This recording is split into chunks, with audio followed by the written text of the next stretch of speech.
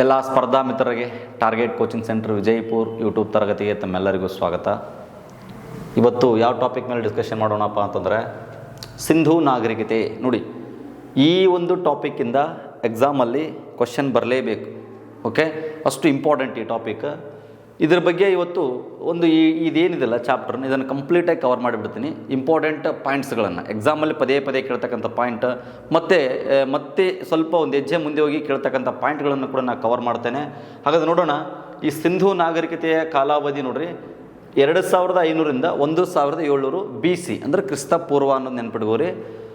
ಈ ಒಂದು ನಾಗರಿಕತೆ ನಮ್ಗೆ ಪರಿಚಯವಾಗಿದ್ದು ಯಾವಾಗ ಅಂತಂದರೆ 1921 ಸ್ನೇಹಿತರೆ. ಹಾಗಾದರೆ ನಿಮ್ಗೊಂದು ಕ್ವಶನ್ ಮಾರ್ಕ್ ಮೂಡುತ್ತೆ.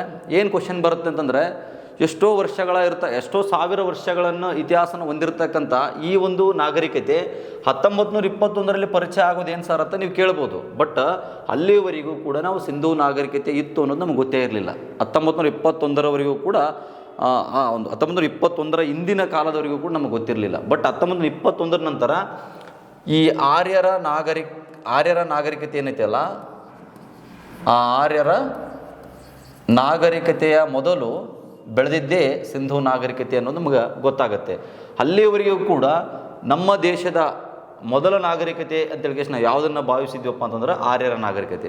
ನಮ್ಮ ದೇಶದ ಇತಿಹಾಸ ಎಲ್ಲಿಂದ ಪ್ರಾರಂಭ ಆಗುತ್ತೆ ಅಂತಂತ ನಾವು ಕ್ವಶನ್ ಮಾಡಿಕೊಂಡ್ರೆ ಅದು ಆರ್ಯರ ನಾಗರಿಕತೆ ಅನ್ನೋದು ನಮಗೆ ಆನ್ಸರ್ ಸಿಗ್ತಾ ಇತ್ತು. ಬಟ್ 1921ರಲ್ಲಿ ಏನಾಯಿತು, ದಯಾರಾಮ್ ಸಹಾನಿಯವರು ಏನು ಮಾಡಿದರು, ಹರಪ್ಪ ಸ್ಥಳವನ್ನು ಸಂಶೋಧನೆ ಮಾಡಿದರು, ಗುರುತಿಸಿದರು.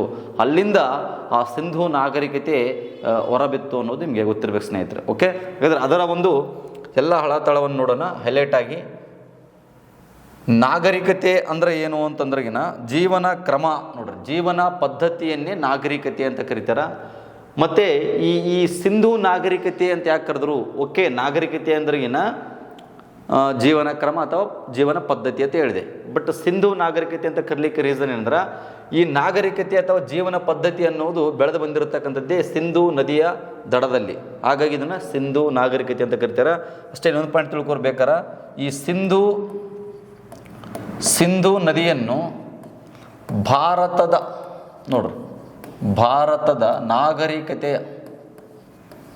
ನಾಗರಿಕತೆಯ ತೊಟ್ಟಿಲು ಅಂತ ಕರೀತಾರೆ.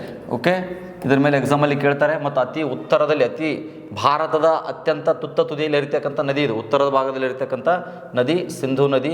ಈ ಸಿಂಧೂ ನದಿಯ ಉಪನದಿಗಳಾಗಿರ್ತಕ್ಕಂಥ ರಾವಿ, ಜೀಲಂ, ಚಿನಾಬ್, ಬ್ಯಾಸ್, ಸಟ್ಲೇಜ್ ಈ ನದಿಗಳ ಅಕ್ಕಪಕ್ಕದಲ್ಲಿ ಈ ಒಂದು ನಾಗರಿಕತೆ ಬೆಳೆದು ಬಂತು ಅನ್ನೋ ಕಾರಣಕ್ಕಾಗಿ ಈ ಒಂದು ಸಿಂಧೂ ನಾಗರಿಕತೆ ಕರೀತಾರೆ. ಮತ್ತು ಇನ್ನೊಂದು ಪ್ರಶ್ನೆ ಬರುತ್ತೆ ನಿಮ್ಮಲ್ಲಿ, ಸಿಂಧೂ ನಾಗರಿಕತೆಯನ್ನು ಕೂಡ ಹರಪ್ಪ ನಾಗರಿಕತೆ ಅಂತ ಕರೀತಾರೆ. ಹರಪ್ಪ ನಾಗರಿಕತೆ ನೋಡ್ರಿ, ಹರಪ್ಪ ನಾಗರಿಕತೆ ಅಥವಾ ಹರಪ್ಪ ಸಂಸ್ಕೃತಿ ಅಂತ ಕರೀತಾರೆ. ಹರಪ್ಪ ನಾಗರಿಕತೆ ಅಂದರು ಒಂದ, ಸಿಂಧೂ ನಾಗರಿಕತೆ ಅಂದರು ಒಂದ. ಯಾಕೆ ಹರಪ್ಪ ನಾಗರಿಕತೆ ಅಂತ ಕರೀತಾರೆ ಅಂದ್ರಿಗಿನ, ಸಿಂಧೂ ಬಯಲಿನಲ್ಲಿ ಮೊದಲ ಬಾರಿಗೆ ಪತ್ತೆ ಆಗಿದ್ದೇ ಹರಪ್ಪ ನಿವೇಶನ. ಮೊದಲ ಸ್ಥಳ ಸಿಕ್ತು, ಸಿಕ್ಕಂಥ ಸ್ಥಳದ ಹೆಸರನ್ನು ಏನಂತ ಕರೀತಾರೆ? ಹರಪ್ಪ ನಾಗರಿಕತೆ ಅಂತ ಕರೀತಾರೆ. ಸಿಂಧೂ ಬಯಲಿನಲ್ಲಿ ಸಂಶೋಧನೆಯಾಗಿರ್ತಕ್ಕಂಥ ಮೊದಲ ಸ್ಥಳವಾಗಿದ್ದರಿಂದ ಇದನ್ನು ಹರಪ್ಪ ನಾಗರಿಕತೆ ಅಂತಲೂ ಕರೀತಾರೆ. ಇನ್ನು ಜಾನ್ ಮಾರ್ಷಲ್ರವರು ಹರಪ್ಪ ಸಂಸ್ಕೃತಿ ಅಂತಲೂ ಕರೆದಾರೆ. ಓಕೆ, ಇಷ್ಟು ನಿಮಗೆ ಗೊತ್ತಿರಬೇಕು ಬೇಸಿಕ್.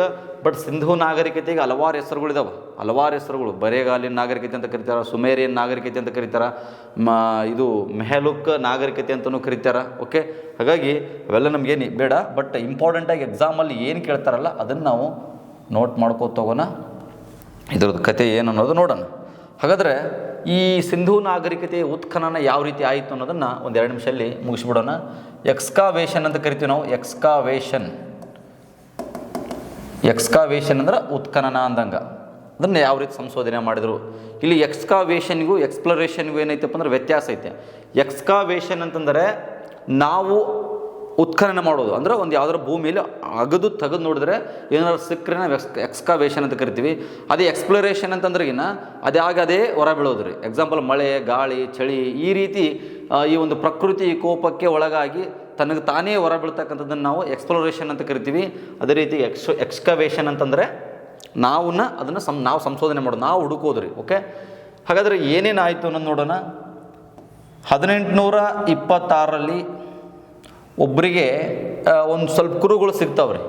ಈ ಚಾರ್ಲ್ಸ್ ಬ್ರಿಟಿಷ್ ವ್ಯಕ್ತಿಯವನು ಚಾರ್ಲ್ಸ್ ಮೆಸನ್ ಅಂತೇಳಿ, ಚಾರ್ಲ್ಸ್ ಮೆಸನ್ ಅನ್ನೋವನಿಗೆ 1826ರಲ್ಲಿ ಕೆಲವೊಂದಿಷ್ಟು ಇಟ್ಟಿಗೆಗಳು ಸಿಗ್ತವೆ. ಅಂದರೆ ಕುರುಹುಗಳನ್ನು ತಿಳ್ಕೊರಿ. ಇಟ್ಟಿಗೆ ಅನ್ನೋದಕ್ಕಿಂತೇನು ಕುರುಹುಗಳು ಕುರುಹು. ಈ ಕುರುಹುಗಳು ಪತ್ತೆ ಆದವು. ಅವನು ಅದನ್ನು ಅಷ್ಟೊಂದು ಗಮನಿಸಲಿಲ್ಲ.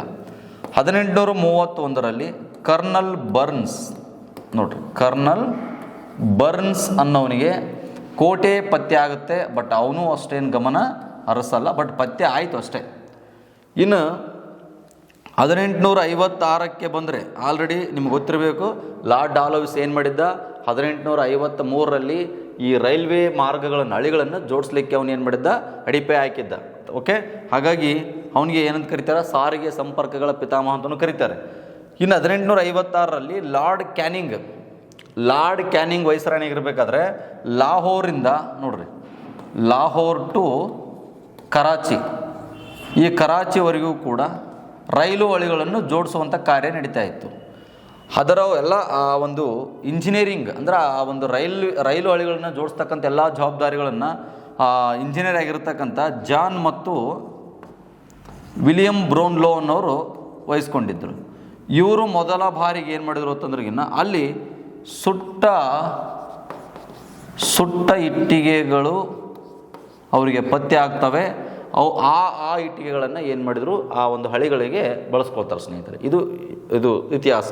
ಸುಮಾರು ಸಿಂಧೂ ನಾಗರಿಕತೆ ಹೊರ ಬರಬೇಕಾದ್ರೆ ಅಥವಾ ಪರಿಚಯ ಆಗಬೇಕಾದ್ರೆ ಸುಮಾರು 100 ವರ್ಷಗಳ ಸಮಯವನ್ನು ಏನು ಮಾಡ್ತಾರೆ, ತೊಗೊಳ್ತೈತ್ರಿ. ಓಕೆ, ನೆಕ್ಸ್ಟ್ ಇದಾದ ನಂತರ ಇಲ್ಲಿ 1861ರಲ್ಲಿ 1861ನಲ್ಲಿ ಅಲೆಕ್ಸಾಂಡರ್ ಕನ್ನಿಂಗ್ಹ್ಯಾಮ್ ಅವರು, ನೋಡ್ರಿ, ಅಲೆಕ್ಸಾಂಡರ್ ಕನ್ನಿಂಗ್ಹ್ಯಾಮ್. ಈ ಅಲೆಕ್ಸಾಂಡರ್ ಕನ್ನಿಂಗ್ಹ್ಯಾಮ್ ಏನು ಮಾಡಿದ ಅಂತಂದ್ರಿಗಿನ ಒಂದು ಆರ್ಕಿಯೋಲಾಜಿಕಲ್ ಸರ್ವೆ ಆಫ್ ಇಂಡಿಯಾ ಅನ್ನುವಂಥ ಒಂದು ಇಲಾಖೆಯನ್ನು ಸ್ಥಾಪನೆ ಮಾಡ್ತಾನೆ. Archaeological survey of India, ASI ಡಿಪಾರ್ಟ್ಮೆಂಟನ್ನು ಏನು ಮಾಡಿದ, ಸ್ಥಾಪನೆ ಮಾಡಿದ. ಬಟ್ ಆದರೆ ಬ್ರಿಟಿಷರು ಇದಕ್ಕೆ ಜಾಸ್ತಿ ಪ್ರೋತ್ಸಾಹ ಕೊಡಲಿಲ್ಲ. ಓಕೆ, ಇದಾದ ನಂತರ ಇವನು ಹಲವಾರು ಮುದ್ರೆಗಳನ್ನು ಕೂಡ ಪತ್ತೆ ಹಚ್ತಾನೆ ರೀ, ಸೀಲ್ಸ್ಗಳನ್ನು ಪತ್ತೆ ಹಚ್ತಾನೆ ಅಲೆಕ್ಸಾಂಡರ್ ಕನ್ನಿಂಗ್ಹ್ಯಾಮು. ಅದಕ್ಕಾಗಿ ಇವನನ್ನು ನಾವು ಪುರಾತತ್ವ ಪಿತಾಮಹ ಅಂತ ಕರಿತೀವಿ. ಓಕೆ, ಭಾರತೀಯ ಪುರಾತತ್ವ ಪಿತಾಮಹ ಯಾರು ಅಂತಂದ್ರಿಗಿನ ಈ ಒಂದು ಅಲೆಕ್ಸಾಂಡರ್ ಕನ್ನಿಂಗ್ಹ್ಯಾಮ್ ಅನ್ನೋದು ಗೊತ್ತಿರಬೇಕು.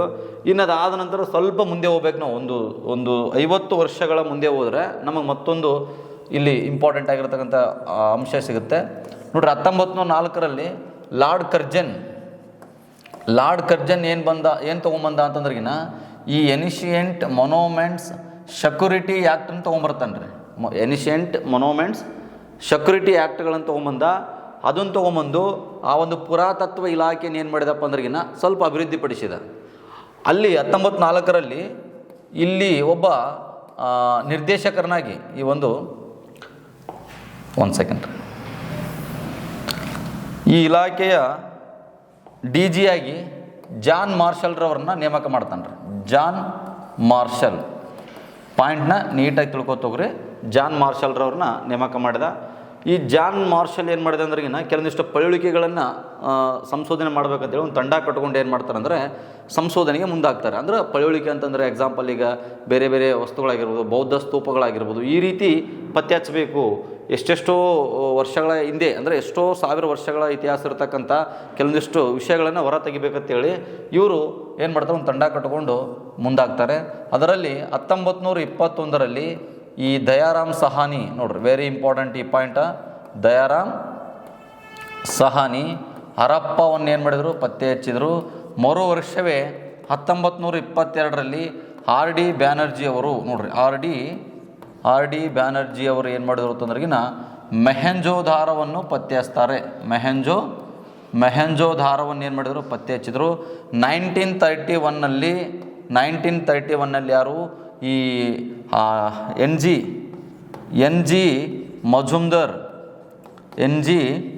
ಮಜುಮ್ದಾರ್ ಅವರು ಈ ಚಾನೋಧರವನ್ನು ಏನು ಮಾಡಿದರು, ಪತ್ತೆ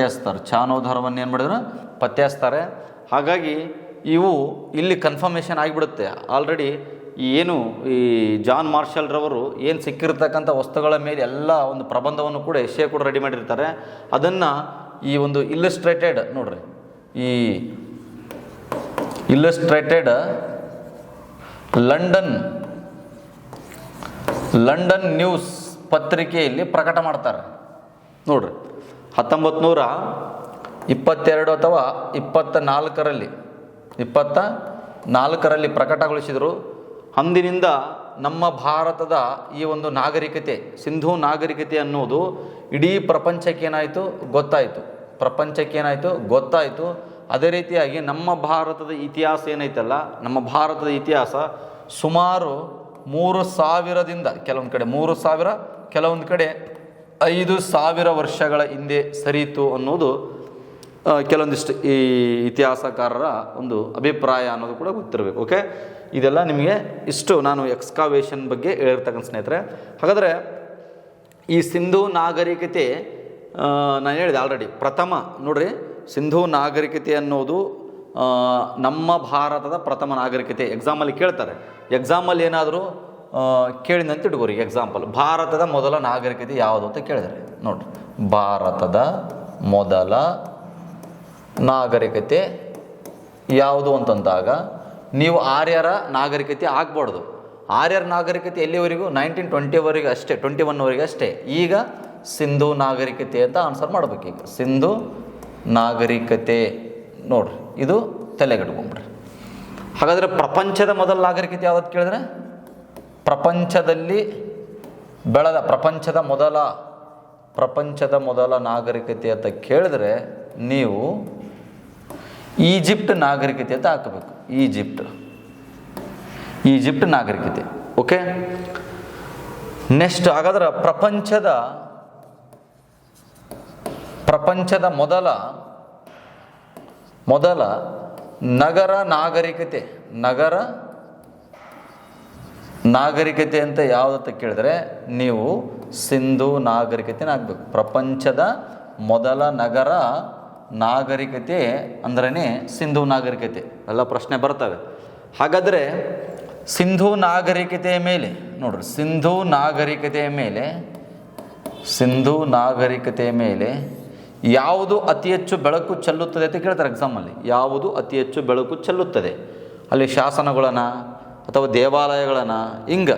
ಅವಾಗ ನೀವೇನು ಮಾಡಬೇಕು, ಪುರಾತತ್ವ ಆಧಾರಗಳು ಅಂತ ಹಾಕ್ಬೇಕು ನೀವು. ಪುರಾತತ್ವ ಆಧಾರಗಳು ನೋಡ್ರಿ, ಪುರಾತತ್ವ ಆಧಾರನೇ ಏನಾಗುತ್ತಾ ಸಿಂಧೂ ನಾಗರಿಕತೆ ಮೇಲೆ ಹೆಚ್ಚು ಬೆಳಕನ್ನು ಚೆಲ್ತಕ್ಕಂಥದ್ದು. ಓಕೆ, ಇಷ್ಟು ನಿಮಗೆ ಗೊತ್ತಿರಬೇಕು. ನೆಕ್ಸ್ಟ್, ಸಿಂಧೂ ನಾಗರಿಕತೆಯ ಮುಖ್ಯ ಲಕ್ಷಣ ಕೇಳಿದ್ರೆ ತಿಳ್ಕೋರು. ಸಿಂಧೂ ನಾಗರಿಕತೆಯ ಅತಿ ಮುಖ್ಯ ಲಕ್ಷಣ ಅಂತ ಕೇಳಿದ್ರೆ, ಅತಿ ಮುಖ್ಯ ಲಕ್ಷಣ ಏನು ಅಂತಂದ್ರಿಗಿನ ನಗರ ಯೋಜನೆ ನೋಡ್ರಿ. ನಗರ ಯೋಜನೆಯೇ ಇಲ್ಲಿ ಮುಖ್ಯ ಲಕ್ಷಣ ನೋಡ್ರಿ. ಇಲ್ಲೇನು ಆಲ್ರೆಡಿ ನಾವು ಏನು ಈ ಸಿಚುವೇಶನ್ ಏನು ನೋಡ್ತೀವಲ್ಲ, ಇದಕ್ಕಿಂತ ಆಲ್ರೆಡಿ ಅಲ್ಲಿ ಪ್ರೀ ಪ್ಲಾನ್ಡ್ ಆಲ್ರೆಡಿ ಕಟ್ಟಡಗಳನ್ನು, ಬೆಡ್ರೂಮ್, ಅದೇಂತಲ್ಲ 1 ಲಿವಿಂಗ್ ರೂಮ್ ಹಾಲ್, 1 BHK, 2 BHK, 3 BHK ಈ ರೀತಿ ಎಲ್ಲ ಮನೆಗಳನ್ನು ಆಲ್ರೆಡಿ ನಿರ್ಮಿಸಿರ್ತಕ್ಕಂಥದ್ದು ಎಲ್ಲಿ ಸಿಂಧೂ ನಾಗರಿಕತೆಯಲ್ಲಿ. ಇದು ನಿಮಗೆ ಗೊತ್ತಿರೋ ಮುಖ್ಯ ಲಕ್ಷಣ ಅಂತಂದ್ರೆ ಇಲ್ಲಿ ನಗರ ಯೋಜನೆ. ಇಲ್ಲಿ ಟೌನ್ ಪ್ಲಾನಿಂಗ್ ಬಗ್ಗೆ KS ಅಲ್ಲಿ ಬೇರೆ ಎಕ್ಸಾಮಲ್ಲಿ ಡೀಪ್ ಕ್ವಶನ್ ಕೇಳ್ತಿರ್ತಾನೆ. But PC, PSI, SD, FDA ಈ ಲೆವೆಲ್ ಏನಾಗಲ್ಲ, ಭಾಳ ಕ್ವಶನ್ಗಳು ಭಾಳ ಡೀಪ್ ಬರಲ್ಲ. ನಾವು ಅದು ಅಲ್ಲೇ ತಿಳ್ಕೊಳ್ಬೇಕು. ಅಂದರೆ ಅಲ್ಲಿ ಯಾವ ಕಲ್ಲುಗಳನ್ನು ಬಳಸಿದ್ರು ಅಥವಾ ಯಾವ ಇಟ್ಟಿಗೆಗಳನ್ನು ಬಳಸಿದ್ರು, ಯಾವ ರೀತಿ ಯಾವ ಆಕಾರದಲ್ಲಿ ಕಟ್ತಿದ್ರು, ರಸ್ತೆಗಳು ಹೆಂಗಿರ್ತಿದ್ವು, ಚರಂಡಿ ಯಾವ ರೀತಿ ಇರ್ತಾಯಿದ್ವು, ಅಲ್ಲಿ ಯಾವ ರಸ್ತೆಗೆ ಯಾವ ಒಂದು ಮಡಿಕೆಗಳನ್ನು ಅವರು ಹಾಕ್ತಾಯಿದ್ರು, ಇವೆಲ್ಲ ನಾವು ಸ್ವಲ್ಪ ಡೀಪಾಗಿ ಹೋಗದೆ ಸ್ವಲ್ಪ ಹೈಲೈಟಾಗಿ ತಿಳ್ಕೊಂಡ್ರೆ ಸಾಕಾಗ್ತೈತೆ. ಓಕೆ, ಇಷ್ಟು ನಿಮಗೆ ಗೊತ್ತಾಯಿತು.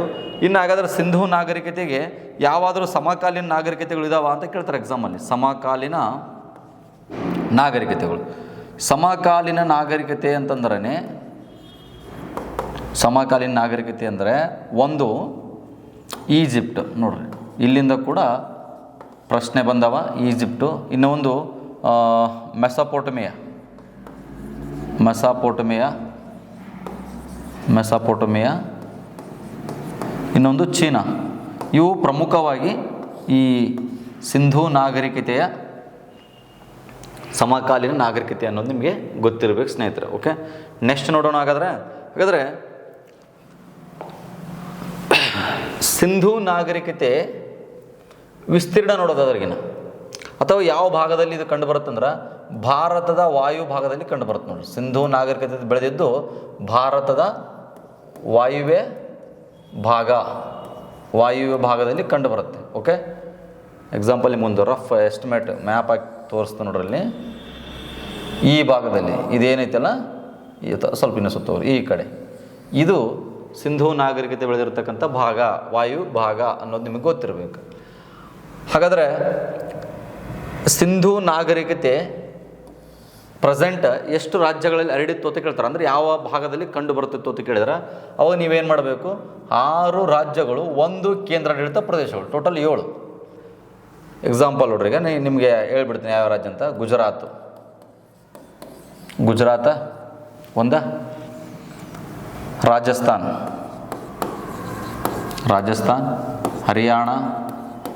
ಹರಿಯಾಣ, ಪಂಜಾಬ್, ಉತ್ತರ ಪ್ರದೇಶ,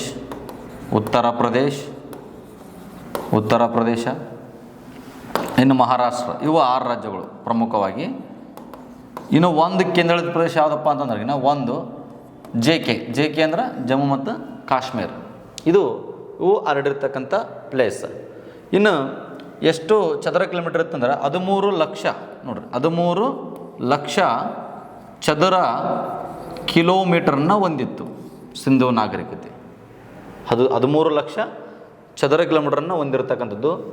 ಇನ್ನು ಇದು ಕೊನೆಯ ಅಂಚಿನ ನೆಲೆಗಳು ನೋಡಿದಾರೆ, ಬಾರ್ಡರ್ಗಳು ನೋಡಿದಾರೆ. ಇಲ್ಲಿ ದಕ್ಷಿಣ, ಪೂರ್ವ, ಉತ್ತರ ಮತ್ತು ಪಶ್ಚಿಮ ನೋಡೋದ್ರಿಗಿನ ಒಂದು ಸೆಕೆಂಡ್, ಇದು ನಿಮಗೆ ಕಾಣ್ದ ನೀಟಾಗಿ ಬರೆದು ಬಿಡ್ತೀನಿ ಇಲ್ಲಿ.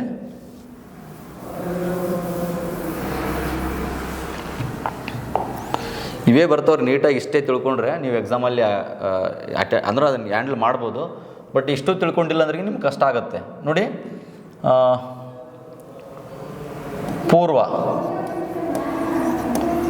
ಪೂರ್ವದಲ್ಲಿ ಉತ್ತರ ಪ್ರದೇಶ ನೋಡ್ರಿ, ಕೊನೆಯ ನೆಲೆ ಯಾವುದಂದ್ರೆ ಉತ್ತರ ಪ್ರದೇಶದ ಹಲಂಗೀರ್ಪುರ ಅಂತ ಬರುತ್ತೆ.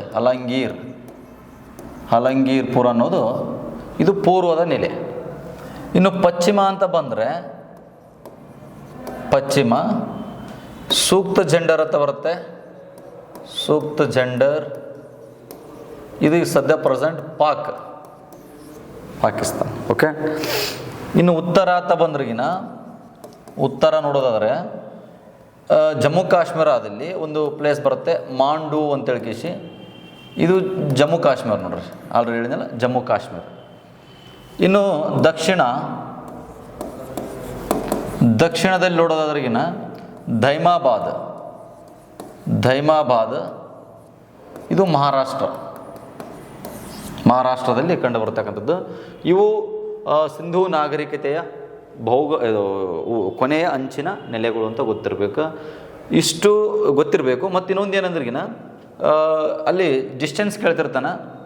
ಎಕ್ಸಾಂಪಲ್ ಈಗ ಇಲ್ಲಿಂದ ಉತ್ತರದಿಂದ ದಕ್ಷಿಣಕ್ಕೆ ಅಥವಾ ಪೂರ್ವದಿಂದ ಪಶ್ಚಿಮಕ್ಕೆ ಈ ರೀತಿ ಕೇಳಿದಾಗ ನೀವು ಹಾಕಬೇಕು. ಇಲ್ಲಿ ಪೂರ್ವ ಪಶ್ಚಿಮ ನೋಡೋದಾದ್ರೆ ಎಷ್ಟು ಡಿಸ್ಟೆನ್ಸ್ ಐತೆ ಅಂದ್ರಿಗಿನ, ಎಷ್ಟು ಡಿಸ್ಟೆನ್ಸ್ ಪೂರ್ವ ಪಶ್ಚಿಮ 1600 ಕಿಲೋಮೀಟರ್, ಮೀಟ್ರಲ್ಲ ಕಿಲೋಮೀಟರ್. ಇನ್ನು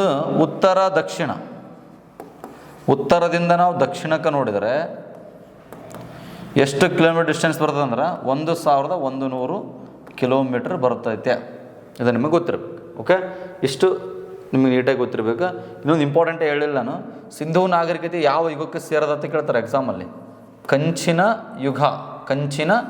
ಯುಗಕ್ಕೆ ಸೇರಿದೆ ಅಂತ ನಿಮಗೆ ಗೊತ್ತಿರಬೇಕು ನೋಡ್ರಿ. ಓಕೆ, ಇಷ್ಟು ನಾವು ಇಂಪಾರ್ಟೆಂಟಾಗಿ ತಿಳ್ಕೊಂಡಿರ್ತಕ್ಕಂಥ ಸ್ನೇಹಿತರೆ.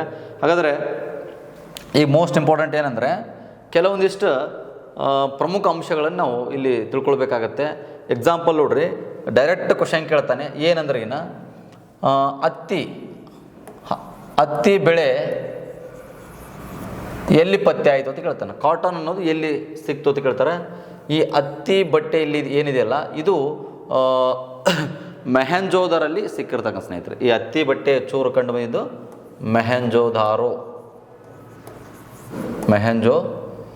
ಒಂದು ಸೆಕೆಂಡ್.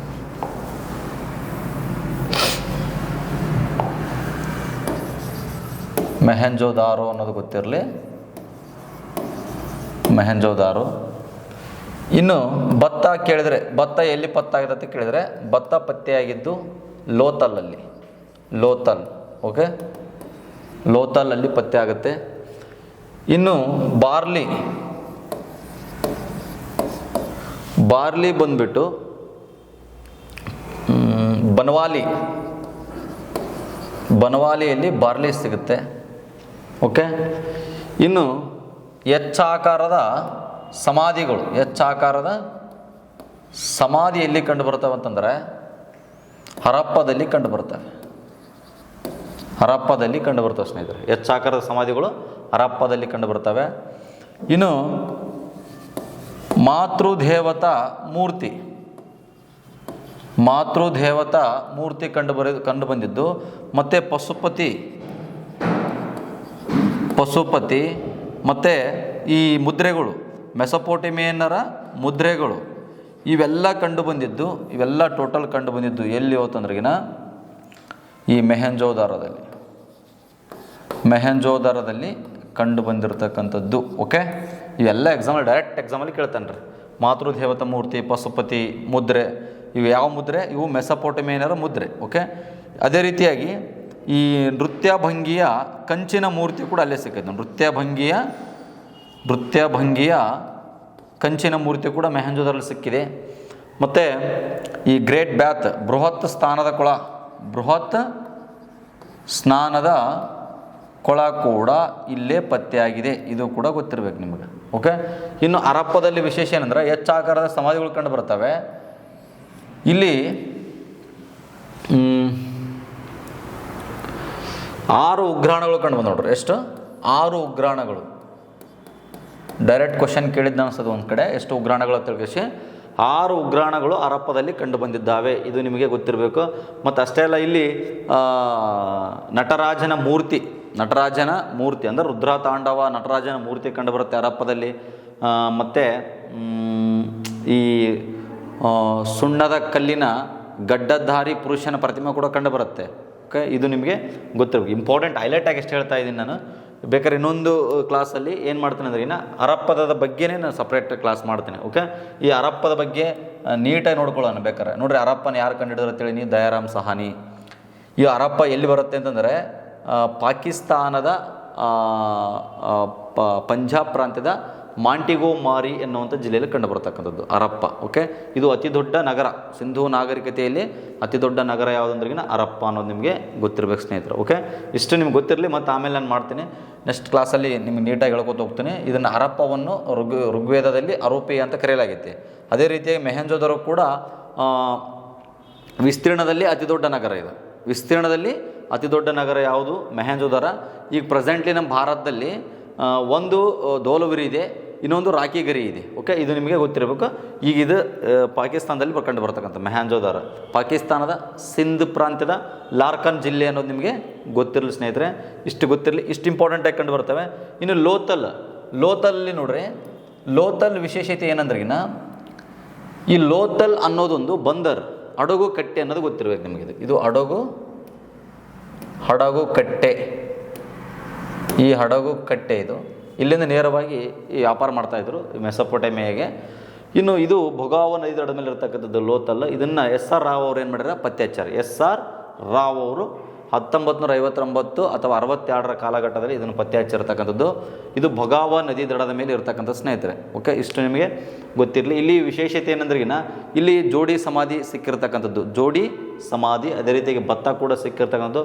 ವಿಶೇಷ ಏನಂದ್ರಿಗಿನ, ಲೋತಾಲಲ್ಲಿ ಬೀದಿಗೆ ಮುಖ ಮಾಡಿರ್ತಕ್ಕಂಥ ಬಾಗಿಲುಗಳು ಕಂಡು ಬರ್ತಾವ್ರಿ. ವಿಶೇಷ ಅಂದರೆ ಸಿಂಧೂ ನಾಗರಿಕತೆಯಲ್ಲಿ ಹಿಮ್ಮುಖವಾಗಿರ್ತಕ್ಕಂಥ ಬೀದಿಗೆ ಬ್ಯಾಕ್ ಸೈಡ್ ಇರ್ತಕ್ಕಂಥ ರಸ್ತೆಗಳಿಗೆ, ಅಂದರೆ ಈಗ ಎಕ್ಸಾಂಪಲ್ ಈಗ ನಿಮ್ಗೆ ಹೇಳ್ತೀನಿ ನೋಡ್ರಿ, ಹೆಂಗೆ ಅರ್ಥ ಮಾಡಿಸ್ಬೇಕು. ಇದು ರಸ್ತೆ ಅಂತ ತಿಳ್ಕೊರಿ. ಈಗ ಇಲ್ಲೊಂದು ಮನೆ ಐತೆ ಅಂತ ತಿಳ್ಕೊರಿ. ಅಂದರೆ ಆಲ್ಮೋಸ್ಟ್ ಬಾಗಿಲಲ್ಲಿ ಇರ್ತಾಯಿತ್ತು, ಈ ಸೈಡ್ ಇರ್ತಾಯಿತ್ತು ಸಿಂಧೂ ನಾಗರಿಕತೆಯಲ್ಲಿ. ಬಟ್ ಲೋತಲಲ್ಲಿ ಒಂದು ವಿಶೇಷ ಏನಂದ್ರಿಗಿನ, ರಸ್ತೆಗೆ ಮುಖ ಮಾಡಿರ್ತಕ್ಕಂಥ ಬಾಗಿಲುಗಳನ್ನು ಹೊಂದಿರತಕ್ಕಂಥ ಒಂದು ನಗರವಾಗಿ ಕಂಡು ಬರ್ತಾರೆ. ಓಕೆ, ಇದು ನಿಮಗೆ ಗೊತ್ತಿರಬೇಕು. ಇದು ಎಕ್ಸಾಮಲ್ಲಿ ಕೇಳ್ತಾರೆ. ರಸ್ತೆಗೆ ಮುಖ ಮಾಡಿ ಬಾಗಿಲನ್ನು ಹೊಂದಿರತಕ್ಕಂಥ ಕಟ್ಟಡಗಳು ಎಲ್ಲಿ ಕಂಡು ಬರ್ತಾವೆ ಅಂತ ಕೇಳಿದರೆ ಲೋಥಲಲ್ಲಿ ಕಂಡುಬರುತ್ತವೆ. ಓಕೆ, ಅದೇ ರೀತಿಯಾಗಿ ಅಲ್ಲಿ ಅತ್ಯಂತ ಉದ್ದವಾದ ಅಗಲವಾದ ರಸ್ತೆಗಳು ಕೂಡ ಕಂಡು ಬಂದಿರತಕ್ಕಂಥದ್ದು. ಇನ್ನು ಇಂಪಾರ್ಟೆಂಟ್ ಏನಂದ್ರೆ ಆಟಿಕೆ ವಸ್ತುಗಳು ನೋಡ್ರಿ, ಆಟಿಕೆ ವಸ್ತು ಅಥವಾ ಆಟಿಕೆ ಸಾಮಾನುಗಳು ಇವು ಎಲ್ಲಿ ಕಂಡು ಬಂದವು ಅಂತಂದ್ರೆ ಚಾನೋದರದಲ್ಲಿ ಕಂಡು ಬಂದಿರತಕ್ಕಂಥದ್ದು. ಇದು ಚಾನೋದರ ಇಲ್ಲಿ ಕಂಡು ಬಂದಿರತಕ್ಕಂಥ ಸ್ನೇಹಿತರೆ. ಈ ಚಾನೋದರದ ಸ್ಪೆಷಲಿಟಿ ಏನಪ್ಪ ಅಂತಂದ್ರೆ ಇದನ್ನು ಎನ್ ಜಿ ಮಜುಮ್ದಾರ್ ಅವರು ಪತ್ತೆ ಹಚ್ತಾರೆ. ಎನ್ ಜಿ ಮಜುಮ್ದಾರ್ ಅವರು ಪತ್ತೆ ಹಚ್ಚಿದರು 1931. ಇದು ಎರಡು ಪಾಯಿಂಟ್ ನೆನ್ಪಿಟ್ಕೊಂಡ್ಬಿಡ್ರಿ. ಒಂದು, ಬೊಂಬೆ ಅಥವಾ ಆಟಿಕೆ ಸಾಮಾನುಗಳು ಕಂಡು ಬರ್ತವೆ. ಇನ್ನೊಂದು, ಇಲ್ಲಿ ಇದಕ್ಕೆ ಕೋಟೆ ಇಲ್ಲ, ಕೋಟೆ ಮತ್ತು ಒಳಚರಂಡಿ ವ್ಯವಸ್ಥೆ ಕಂಡು ಬರುವುದಿಲ್ಲ ಅಂತ ನಿಮಗೆ ಇಷ್ಟು ಪಾಯಿಂಟ್ ನಿಮಗೆ ಗೊತ್ತಿರಬೇಕು. ಓಕೆ, ಇದರದ್ದು ವಿಶೇಷತೆ. ಇನ್ನು ನಾವು ಮತ್ತೊಂದು ವಿಶೇಷತೆ ಬಗ್ಗೆ ಮಾತಾಡೋದಾದರೆ ನೋಡ್ರಿ, ಸಿಂಧೂ ನಾಗರಿಕತೆ ಅಂದಾಗ ವಿಶೇಷ ಆಲ್ರೆಡಿ ಹೇಳಿದೆ. ನಗರ ನಾಗರಿಕತೆ ಆದರೆ ಗ್ರಾಮೀಣ ಜೀವನ ಕಂಡು ಬರುತ್ತೆ. ಒಂದು ಕಡೆ ಗ್ರಾಮೀಣ ಜೀವನ ಅಂತ ಏನು ಕರಿತೀವಲ್ಲ ಅದು ಕಂಡು ಬರುತ್ತೆ. ಎಲ್ಲಿ ಅಂತಂದರೆ ರೋಸ್ ಡಿ ಅನ್ನುವಂಥ ಪ್ಲೇಸ್. ಈ ರೋಸ್ ಡಿ ಅನ್ನುವಂಥ ಪ್ಲೇಸಲ್ಲಿ ಗ್ರಾಮೀಣ ಜೀವನ ಕಂಡು ಬರುತ್ತೆ. ಇದು ವಿಶೇಷ, ಯಾಕಂದ್ರೆ ಸಿಂಧೂ ನಾಗರಿಕತೆಯಲ್ಲಿ ಒಂದು ಗ್ರಾಮೀಣ ಜೀವನ ಕಂಡು ಬರ್ತಕ್ಕಂಥ ಏಕೈಕ ಸ್ಥಳ ಅಂದ್ರೆ ರೋಸ್ ಡಿ. ಓಕೆ, ಇದನ್ನು ಪಜಲ್ ಮತ್ತು ಪಾಂಡ್ಯ ಅನ್ನೋರು ಕಂಡುಹಿಡಿತಾರೆ. ಇದು ರಾಜಸ್ಥಾನದಾಗ ಕಂಡು ಬರ್ತಕ್ಕಂಥ ಪ್ಲೇಸ್. ಇನ್ನು ಮತ್ತೆ ವಿಶೇಷ ಹೇಳೋದಾದ್ರೆ ಏನಂದ್ರೆ ರಾಗಿ ಎಲ್ಲಿ ಕಂಡು ಬರುತ್ತೆ ಕೇಳ್ತಾರೆ ಎಕ್ಸಾಮಲ್ಲಿ. ರಾಗಿ ಅನ್ನುವಂಥ ಬೇಳೆ ಎಲ್ಲಿ ಕಂಡು ಬಂತ ಕೇಳಿದ್ರೆ ರಂಗಾಪುರಲ್ಲಿ ರಾಗಿ ಸಿಕ್ಕಿದೆ. ರಂಗಾಪುರ್ ನೋಡ್ರಿ, ಇದು ನಿಮಗೆ ಗೊತ್ತಿರಬೇಕು. ಇನ್ನೊಂದು ಏನು ಪಾಯಿಂಟ್ ಕೇಳ್ತಾರೆ ಅಂತಂದರೆ ಇಂಪಾರ್ಟೆಂಟ್ ಪಾಯಿಂಟ್ನ ನೋಡ್ಕೊ ತಗೋ ನಾವು, ಯಾಕಂದರೆ ಡೈರೆಕ್ಟ್ ಕ್ವಶನ್ ಅವೇ ಬರ್ತವೆ. ಮನುಷ್ಯನೊಂದಿಗೆ ನಾಯಿಯ ಅಸ್ಥಿ ಪಂಜರ ಏನಾಗಿದೆ ಸಿಕ್ಕಿರ್ತಕ್ಕಂಥದ್ದು. ಎಲ್ಲಿ ಅಂದರೆ ಜಮ್ಮು ಕಾಶ್ಮೀರದ ಮಾಂಡು ನೋಡ್ರಿ. ಇವೆಲ್ಲ ಪಾಯಿಂಟ್ ಮಾಡ್ಕೊರಿ ನೀವು, ನಿಮ್ಗೆ ಅವು ಎಕ್ಸ್ಟ್ರಾ ಪಾಯಿಂಟ್ ಆಗಿ ಆ್ಯಡ್ ಆಗ್ತಾವೆ ನಿಮಗೆ. ಓಕೆ, ನೀವು ಯಾವ್ದಾರ ಒಂದು ಕ್ವಶನ್ ನೀವು ಬಂತಂದರೆ ಜಸ್ಟ್ ನೋಡ್ಕೊಂಡವ್ರು ಸಾಕು, ಡೈರೆಕ್ಟ್ ಕ್ವಶನ್ ಬಂದಿರ್ತಾವೆ ರೀ. ಓಕೆ, ಮನುಷ್ಯನೊಂದಿಗೆ ನಾಯಿ ಅಸ್ಥಿ ಪಂಜರ ಕಂಡು ಬಂದಿರತಕ್ಕಂಥದ್ದು ಮಾಂಡು ಅನ್ನೋದು ನಿಮಗೆ ಗೊತ್ತಿರಬೇಕು. ಇನ್ನು ಬೆಂಕಿಯಿಂದ ನಾಶ ಆಗಿರ್ತಕ್ಕಂಥ ಒಂದು ನಗರ ಯಾವುದಂತ ಕೇಳ್ತಾರೆ. ಬೆಂಕಿಯಿಂದನೇ ಏನಾಗೈತೆ ನಾಶ ಆಗಿರ್ತಕ್ಕಂಥದ್ದು ನಗರ ಯಾವುದಂದ್ರಿಗಿನ ಕೋಟ್ ಡಿಜಿ ಅನ್ನೋದು ನಿಮಗೆ ಗೊತ್ತಿರಬೇಕು. ಹಾಗಾದರೆ ಸಿಂಧೂ ನಾಗರಿಕತೆಯಲ್ಲಿ ಕುದುರೆ ಅನ್ನುವಂಥ ಪ್ರಾಣಿ ಪರಿಚಯವಾಗಿಲ್ಲ. ಬಟ್ ಆದ್ರೆ ಕುದುರೆಯ ಅವಶೇಷ ಸಿಗ್ತಕ್ಕಂಥದ್ದು ಎಲ್ಲಿ ಅಂದ್ರಿಗಿನ ಸರ್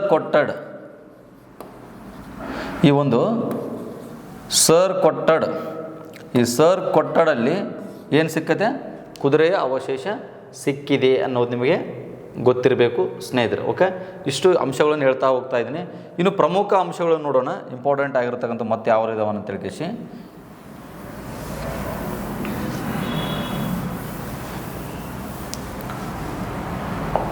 ನೋಡಿ, ಇನ್ನೇನಂದ್ರಿಗಿನ ಇನ್ನು ಸಿಂಧೂ ನಾಗರಿಕತೆಯ ಮುಖ್ಯ ಉದ್ಯೋಗ ಅಂತ ಕೇಳ್ತಾನೆ ಎಕ್ಸಾಮಲ್ಲಿ.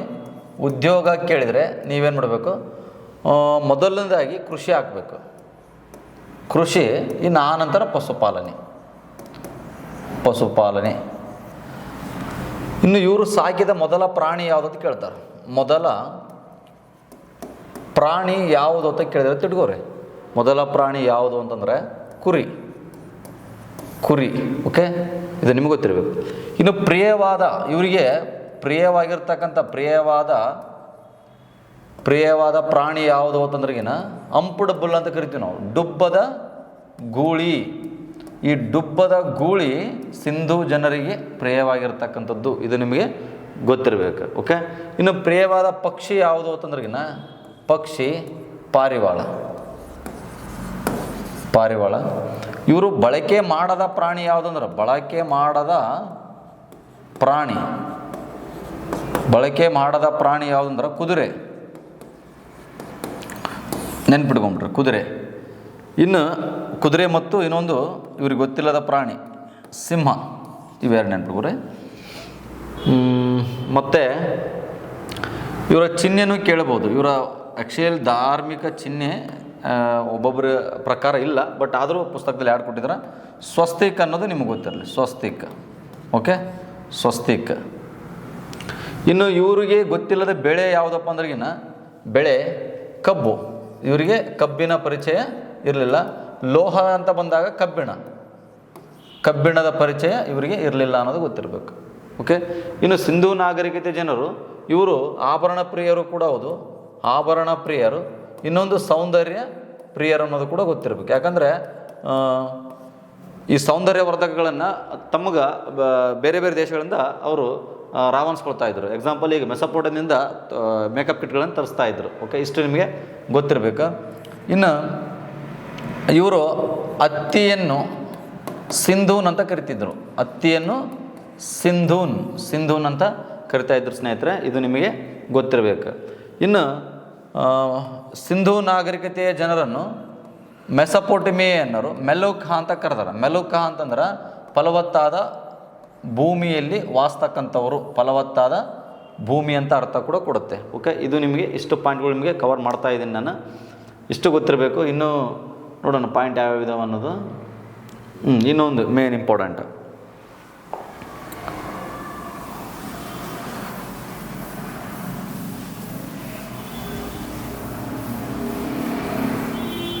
ನೋಡಿ, ಮತ್ತೊಂದೇನೆಂದರೆ ಇವರು ಮುದ್ರೆಗಳನ್ನು ಬಳಕೆ ಮಾಡ್ತಾರೆ. ಅದು ಮತಾಚರಣೆಗಾಗಿರ್ಬೋದು, ವ್ಯಾಪಾರಕ್ಕಾಗಿ. ಸುಮಾರು 3000ಕ್ಕೂ ಹೆಚ್ಚು ಮುದ್ರೆಗಳು ಇವತ್ತಿಗೆ ಸಿಕ್ಕಿರ್ತಕ್ಕಂಥದ್ದು. ಹಾಗಾದರೆ ಇವು ಯಾವುದರಿಂದ ತಯಾರಾಗ್ತಾ ಇದ್ವು ಅಂದ್ರಿಗಿನ ಟೆರ್ರಕೋಟಾ ಅನ್ನುವಂಥ ಜೇಡಿ ಮಣ್ಣಿನಿಂದ. ಟೆರ್ರಕೋಟಾ ಅನ್ನುವಂಥ ಜೇಡಿ ಮಣ್ಣು ಅನ್ನೋದು ನಿಮಗೆ ಗೊತ್ತಿರಬೇಕು. ಇದರ ಹಲವಾರು ಚಿತ್ರಗಳು ಕಂಡು ಬರ್ತವೆ. ನಾ ಹೇಳಿದ್ನೆಲ್ಲ ಒಂದು ನೆನ್ಪಿಡ್ಕೊಂಡ್ಬಿಡ್ರಿ. ಇದರಲ್ಲಿ ಕುದುರೆಯ ಚಿತ್ರ ಕಂಡು ಬರಲ್ಲ ಅನ್ನೋದು, ಸಿಂಹ ಕುದುರೆ ತಲೆಗಿಟ್ಕೋರಿ. ಇನ್ನು ಇದ್ರ ಮೇಲೆ ಇರ್ತಕ್ಕಂಥ ಲಿಪಿ ಯಾವುದು ಅಂತಂದ್ರಿಗಿನ ಬಾಸ್ಟ್ರೋ ಪೆಡಾನ್ ಲಿಪಿ ಅಂತ ಕರಿತೀವಿ. ಬಾಸ್ಟ್ರೋ ಪೆಡಾನ್ ಲಿಪಿ ಕಂಡು ಬರುತ್ತೆ. ಅಂದರೆ ಸಿಮೆಟಿಕ್ ಬರಹ ಅಂತ ಕರಿತೀವಿ ನಾವು. ಈ ಒಂದು ಲಿಪಿ ಕಂಡು ಬರುತ್ತೆ. ಅಥವಾ ಸಿಂಧೂ ಲಿಪಿ ಅಂತ ಕರಿತೀವಿ ನಾವು. ಸಿಂಧೂ ಲಿಪಿ ಇವತ್ತಿಗೂ ಇದನ್ನು ಯಾರೂ ಕೂಡ ಓದಿ ಅರ್ಥೈಸ್ಲಿಕ್ಕಾಗಿಲ್ಲ, ಅರ್ಥ ಮಾಡ್ಕೊಳ್ಳಿಕ್ಕೆ ಆಗಿಲ್ಲ ಈ ಲಿಪಿನ. ಓಕೆ, ಇದು ನಿಮಗೆ ಗೊತ್ತಿರಬೇಕು. ಇಷ್ಟು ಸಿಂಧೂ ನಾಗರಿಕತೆಯ ಒಂದು ವಿಶೇಷತೆ. ಆಲ್ರೆಡಿ ನಾ ಹೇಳಿದೆ, ಪ್ರಥಮ ಅವರ ದೇವರು ಅಥವಾ ದೈವ ಯಾವುದಂದ್ರಿಗಿನ ಮಾತೃದೇವತೆ. ಇನ್ನು ಎರಡನೇ ದೇವರು ಯಾರಂದ್ರೆ ಪಶುಪತಿ. ಇನ್ನು ಇವ್ರದ್ದು ಮಾತೃ ಪ್ರಧಾನ ಕುಟುಂಬ ವ್ಯವಸ್ಥೆ ಕಂಡು ಬರುತ್ತೆ ನೋಡ್ರಿ. ಮಾತೃ ಪ್ರಧಾನ